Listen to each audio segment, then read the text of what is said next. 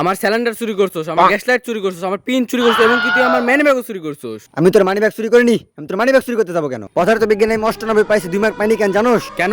আমার কলমের কালি শেষ হয়ে গেছে, আমার সামনের বেঞ্চে 3টা কলম ছিল, তাও আমি চুরি করিনি। না, আমি চুরি বিশ্বাস শিক্ষাই বড় করি হয়নি না। বেটা, হালাল শিক্ষাই বড় হইছি। বাপ মায়ের হালাল শিক্ষা শিখেছে বেটা, না, চুরি আমি শিক্ষা বিশ্বাস শিখায়নি। করি না।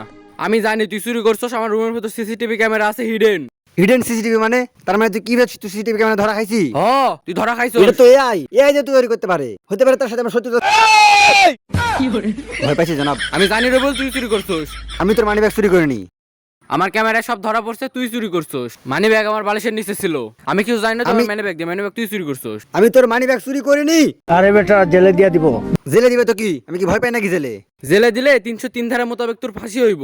ফাঁসি হবে তো কি? আমি ভয় পাই? তখন আমি এই গান বলবো, আমার জেল হবে না ফাঁসি হবে রে।